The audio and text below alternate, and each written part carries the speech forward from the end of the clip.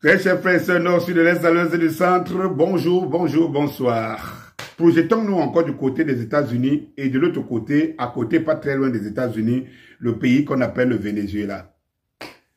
Alors, je vous montre ces images, justement, de l'armée bolivarienne, accompagnée par l'armée régulière du Venezuela. Voilà. Et qui se prépare et qui scande les mots que vous entendez là, abat les impérialistes. Parce que le Venezuela, c'est aux Vénézuéliens et ils vont le défendre bête et ongle. Quand on a fini de le dire, certains vont dire oui, on a entendu ça ailleurs. Dites-vous qu'est-ce que les États-Unis vont chercher au Venezuela, mes chers frères et sœurs. Je vous montre encore ça, ce tableau. Voilà ce que les États-Unis vont chercher au Venezuela. Parce que le Venezuela, c'est la plus grande réserve du pétrole du monde. Regardez le tableau. C'est la plus grande réserve du pétrole du monde. Plus de 303 000 milliards de barils. La plus grande. Et regardez en bas de le marché. Vous allez voir que les États-Unis sont plus bas là-bas. En bas, 75 milliards de barils. À côté du Venezuela, vous allez vous rendre compte que c'est l'Arabie Saoudite. Vous voyez l'Iran en bas. Vous voyez l'Irak à côté. En dehors de ceux qui ont su manager les États-Unis, tous ces pays-là ont été la cible des guerres, les guerres pétrolières. Ou bien pétrolifères, il me semble.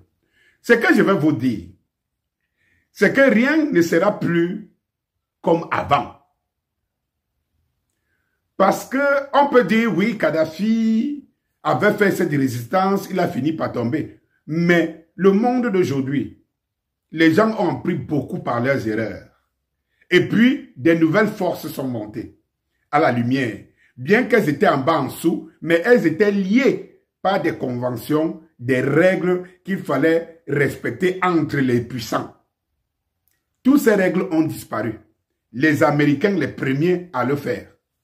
Parce qu'ils ont enfreint les règles. Leur précaré était jusque-là sauvegardé. Et ils se sont entêtés à aller s'attaquer avec leurs valets européens, à aller s'attaquer aux précarés des autres. C'est ainsi qu'ils se sont retrouvés en Afrique. Avec la complicité de ceux qui avaient pour précaré l'Afrique. Ils se sont retrouvés du côté des unions soviétiques, ainsi de suite. Ça a déclenché l'envie d'un monde multipolaire qui est dominé aujourd'hui par le Sud global. Et dans ce Sud, vous trouvez au moins 4 grandes puissances militaires au monde et des puissances en termes de ressources minières et tout. Vous avez la Chine, première puissance en matière rare. En terre rare. Vous avez la Russie. Vous avez l'Ukraine.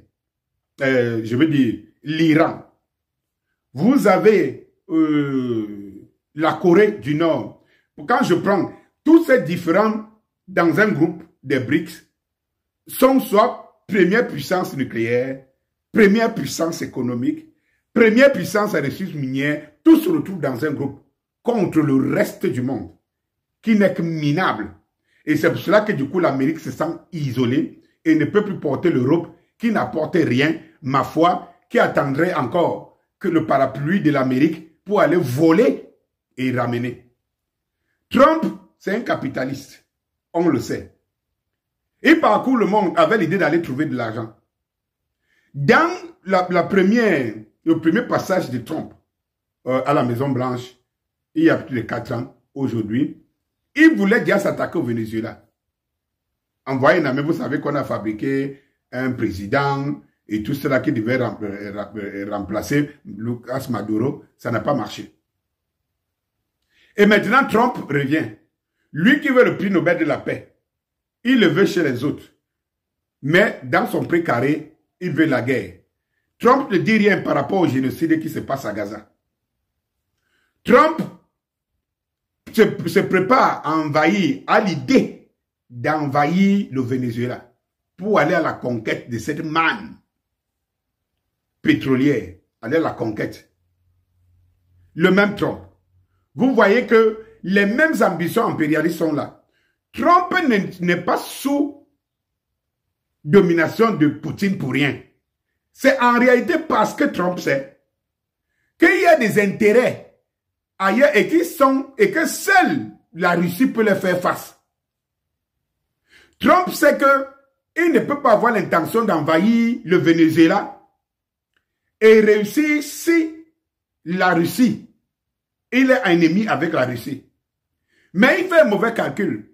Parce qu'au bout du compte, les Russes ne sont pas cons. Les Russes ne lâchent pas leurs alliés. Oui, les Russes ne lâchent pas leurs alliés. Aujourd'hui, la Russie sait contourner, sait faire ça. À peu près comme les policiers chez nous en route.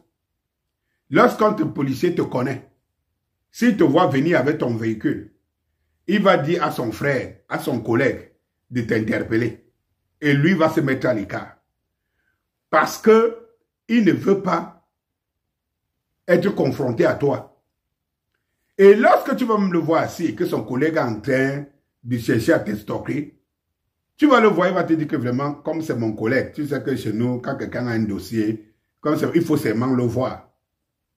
Pourtant, la plupart du temps, c'est lui qui a indiqué au policier qu'il faut prendre l'autre là parce que c'est ma personne. Oui, les Russes savent bien le faire. Les autres savent bien faire cette supercherie. Regardez ce qui s'est passé en Iran. Comme Trump est dans une certaine collaboration avec Poutine, Poutine le savait qu'il ne pouvait pas d'une manière directe se mettre face aux Américains en Iran. Il a actionné son allié, la Chine. Son allié, la Chine. Et tout ce que la Russie pouvait donner passait via la Chine. On sait le faire aujourd'hui. Eh bien, mes très chers frères, le Venezuela n'est pas la Libye. Et si la Libye de Kadhafi, si Kadhafi était encore vivant aujourd'hui, Kadhafi ne tomberait pas. Kadhafi ne tomberait pas. Eh bien, Maduro a mis comme ça, cette force que vous voyez, ce n'est pas une blague. Vous ne connaissez pas le Venezuela. Vous ne connaissez pas Caracas. Caracas, vous connaissez Yaoundé. Vous connaissez un peu le Rwanda. C'est-à-dire que Caracas, c'est une capitale qui est un peu, c'est-à-dire que sécurisée par des montagnes et des collines. Il n'est pas évident d'attaquer par le sol. Parce que par le sol, déjà, il faut savoir que Caracas et le Venezuela, c'est l'armée la plus, je veux dire en termes de personnes, c'est l'armée la plus puissante au monde. Parce que le Venezuela, c'est 4,5 millions. 4,5 millions de réservistes. 4,5 millions. Même la Russie n'a pas autant de réservistes l'armée comme le Venezuela. Parce que c'est des patriotes hors pair. Ils se battent entre eux à l'intérieur. Mais face à l'ennemi, quelqu'un qui vient dehors, 4,5 millions. Je ne vous parle pas de l'armée régulière. 4,5 millions de réservistes. Au sol, si c'est les destructions aériennes, très compliqué. Passez par les aéroports. Le premier aéroport est à 45 km de la ville, de la capitale. Vous passerez par où? Sans compter maintenant les alliés. Alors, c'est une ambition qui est vouée à l'échec. Qui est vraiment vouée à l'échec. Sans compter que le Venezuela de Maduro a signé des accords. Des accords que vous ne connaissez pas. C'est un accord secret avec la Russie et la Chine. Bonjour.